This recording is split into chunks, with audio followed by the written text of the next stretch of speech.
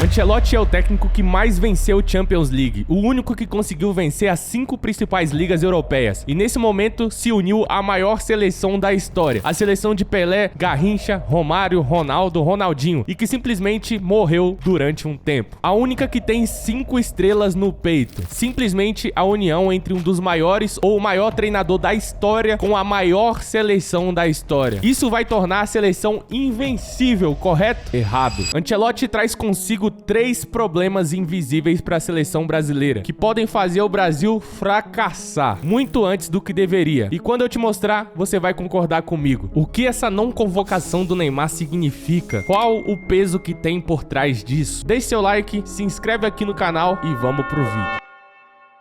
Primeiro problema, falsa expectativa. Quando Ancelotti treinava o Milan, o Kaká foi eleito o Bola de Ouro. Quando Ancelotti treinava o Real Madrid, Cristiano Ronaldo teve uma das maiores médias de gols da história da sua carreira. Quando Ancelotti treinava o Benzema, o francês foi eleito o Bola de Ouro e fez a melhor temporada de toda a sua vida. Quando Carleto Ancelotti treinou o Vinícius Júnior, conseguiu extrair o melhor futebol dele nos últimos anos e ainda recuperou, fazendo ele se tornar o The Best, o melhor do mundo pela FIFA. E aonde eu quero chegar com isso? A filosofia de jogo do Ancelotti. Vamos analisar 2 filosofias de jogo, a de Guardiola e a de Ancelotti, para você entender. O Pep Guardiola costuma ter um estilo de jogo que foca muito em adaptar os jogadores ao sistema dele. Basicamente, o Pep Guardiola tem o seu modelo de jogo definido ali para aquela temporada e ele vai buscando peças que encaixem naquele modelo que ele acredita ser o melhor. Isso faz com que ele, se for necessário, pegue metade do time, manda embora e fala, ó, não serve, traz, porque pra lateral eu preciso de um jogador, eu preciso pegar o John Stones e mudar ele de posição, eu preciso de um atacante igual o Haaland, eu preciso de um ponta igual o Jack Grealish, eu preciso de um Doku, lá ele, mas eu preciso de jogador igual o Doku, pô. Resumidamente, o Pep Guardiola trabalha com o seu sistema de jogo e ele sacrifica o que for necessário pra incluir naquele sistema de jogo ou vai contratar quem for preciso pra se encaixar naquele modelo de jogo. E se você não faz parte, não se adequa, por exemplo, igual o Gabriel Jesus, tchau, vai embora, vai procurar seu rumo. Ao contrário de Carlo Ancelotti. Carlo Ancelotti trabalha no completo oposto do Pep Guardiola. A principal característica de Carlo Ancelotti é conseguir extrair o melhor de acordo com os jogadores que ele tem. Quando ele tinha Cristiano Ronaldo, ele falou, pô, o time vai jogar de uma maneira que consigamos extrair o melhor do Cristiano Ronaldo. Então, basicamente, atualmente se espera que ele consiga extrair principalmente o melhor do Vinícius Júnior, mas também do cara que é o melhor brasileiro em atividade, que é o Rafinha. Então, aonde chega finalmente o primeiro problema da seleção? O problema não tá em si no Ancelotti, mas quem tá em volta dele. Como assim? Grande parte dos brasileiros sabem da história vencedora do Ancelotti, acompanham ali os títulos do Real Madrid, acompanhou durante muito tempo, sabe da história que o Ancelotti conseguiu recuperar o Vinícius Júnior, mas grande parte não assiste os jogos lá de fora. Como assim, Vitor? Eu tô vendo um grande movimento de pessoas achando que a partir de agora, que o Ancelotti chegou na seleção, o Brasil vai golear todo jogo, virou festa. O Brasil agora vai pegar a Venezuela, vai pegar o Chile, vai massacrar 6-0 todo jogo. E aqui no povo brasileiro há muito essa cultura de não importa só vencer, tem que jogar bonito, tem que encantar. E isso pode criar uma frustração aqui no Brasil. Então, mesmo que haja uma soberania do elenco muito mais caro ou muito superior, no caso da seleção brasileira, ainda assim, o outro time também treina, o outro time também tem scout, o outro time também tem um modelo de jogo planejado para aquela partida. E muitas vezes uma goleada ou uma partida linda não acontece. Então, se o Brasil chegar a empatar com o Paraguai, por exemplo, muita gente vai falar, e você já fica esperando. Ah, esse é o Ancelotti? Esse é o cara que falou que ia resolver a seleção? Sendo que ele tem pouco tempo de trabalho, pouco tempo pra treino, e mesmo que ele tenha dito na entrevista que ele tem consciência disso, hoje em dia o calendário é muito apertado e tal, ele falou que já tá adaptado a isso, mas não adianta esperar que o Brasil vai golear todo o jogo. Tem que ter paciência. O que se espera do Ancelotti é que se consiga ver um modelo de jogo no qual o Brasil tenha um padrão e consistência tática, o que não se viu desde o Diniz, desde o Dorival e até o Ramon Menezes que passou aí pela seleção, mano.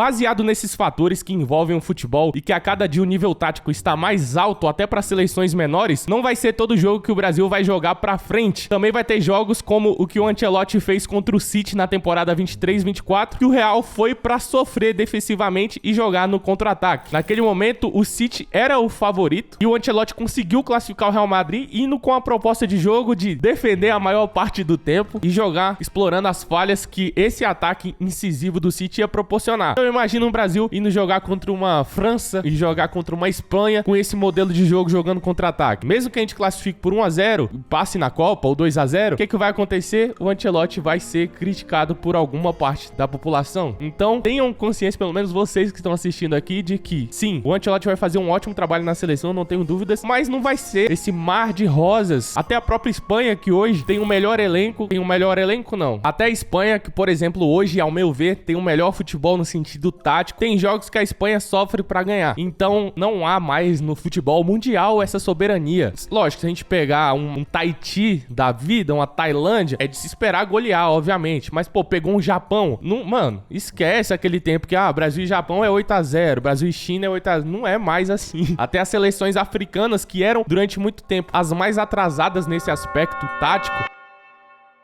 Pois se você pegar uma Gana, pegar a Nigéria, pegar Marrocos, por exemplo, Marrocos, mano, a seleção zaça. Senegal não vai mais golear, entendeu? Inclusive o Brasil perdeu pra Senegal, né? No comando aí do nosso querido técnico.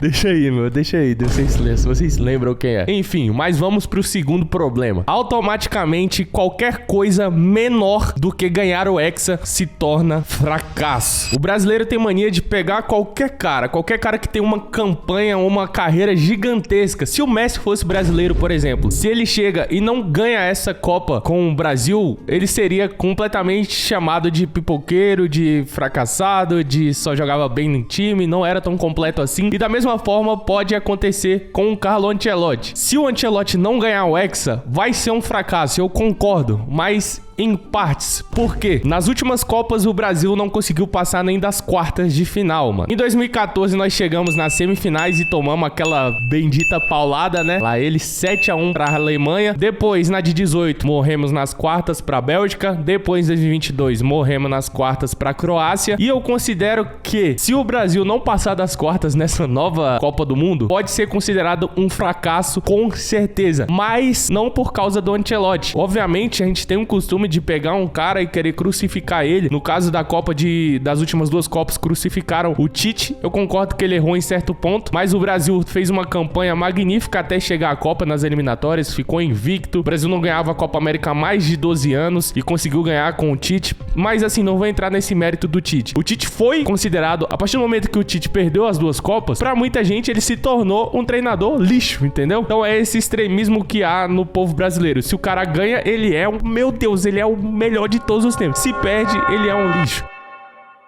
E no caso do Carlo Ancelotti, se não ganhar o Hexa, pode ser sim considerado um fracasso, mas não por causa do Ancelotti. O Ancelotti vai ter um ano pra trabalhar. É um fracasso por causa da CBF, só que ninguém vai chegar e vai bater lá na porta do Edinaldo Pereira, ou vai bater no presidente anterior, ou vai bater no atual. No atual também não tem muito o que falar, que o cara acabou de entrar. Mas assim, ninguém culpa a instituição que promove isso antes do treinador. Então, obviamente, com a experiência, com a bagagem que o Ancelotti tem, podemos esperar que o Brasil ganhe a Copa? Com certeza, mano. A gente tem um bom time, estamos aí entre as 4 melhores seleções. A gente viu a Croácia chegar na final de 18, estando longe de ter um dos melhores elencos. Então, o futebol, ele é jogado. A gente viu o Marrocos com um modelo de jogo muito bem definido, dando trabalho, eliminando grandes seleções como a Espanha. Então, dá pra esperar que o Brasil seja hexa? Sim. Se não ganhar, Ancelotti tem que ser capado e mandado embora? No meu ver, não. Se puder renovar, renova com o cara pra próxima Copa. Tem que pensar a longo prazo, né? A gente viu o próprio Deschamps aí na França, que teve uma sequência de trabalho. Então, rapaziada, nós estamos aí vivendo a sombra do Hexa há quase 24 anos, né? Se não ganhar, vai ser o maior período de seca da história da seleção, mas o Ancelotti vai vir com esse segundo problema aí, que basicamente é a expectativa do Hexa. Se o Hexa não der certo, meu parceiro, o cara vai ser tirado pros brasileiros pra nada.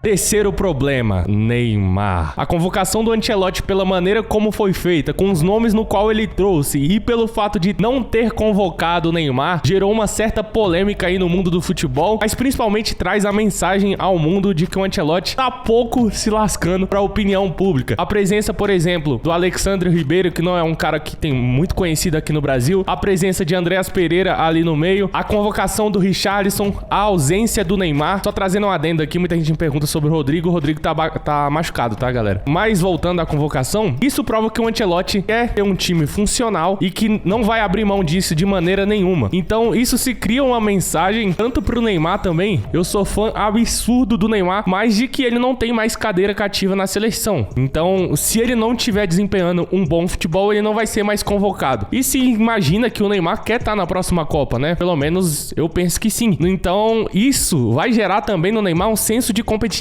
ou um propósito que talvez ele não tenha mais. Já é claro que o Neymar não tem mais propósito dentro do futebol, a não ser a Copa do Mundo, porque todo o resto, todo mundo sabe que ele demonstra isso, que ele não tem mais vontade, não tem mais aquela fome. Assim, não é natural, né? Não se esperava dele estar nesse ponto a essa altura, mas já é natural do ponto de vista que todo mundo já sabe. E isso vai gerar no Neymar assim, ó: Neymar, se você não jogar, você não vai estar na seleção. O próprio Ancelotti ligou pra ele de manhã, falou: ó, nessa convocação você não vai estar, tá voltando de lesão. Isso traz uma mensagem que eu considero correta pro Ancelotti, pra liderança que ele vai exercer e o quão é importante ter uma figura como o Ancelotti, porque é o único cara no mundo, ele ou o Guardiola ou o Luiz Henrique ou o Mourinho, que poderiam bancar uma situação como essa.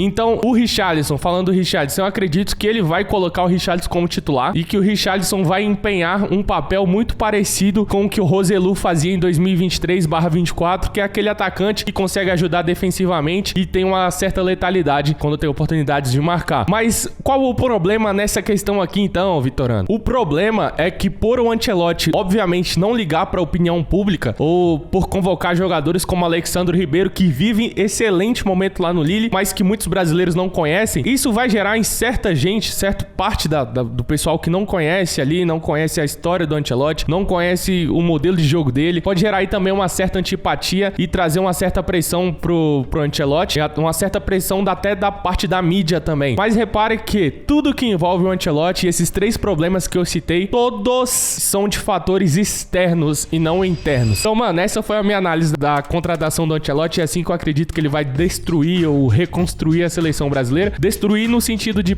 quebrar e fazer uma nova, entendeu? Mas, mano, Ancelotti tem tudo pra dar certo. Espero num próximo vídeo. Esse foi um vídeo um pouco diferente, trazendo uma análise aí da minha visão sobre o futebol, mas espero que você tenha gostado. Sem falar ainda sobre Anthony Prime, né? Vou falar sobre Anthony Prime depois, que ele vai trazer o Hexa. Tamo junto, até a próxima. Falou, fui!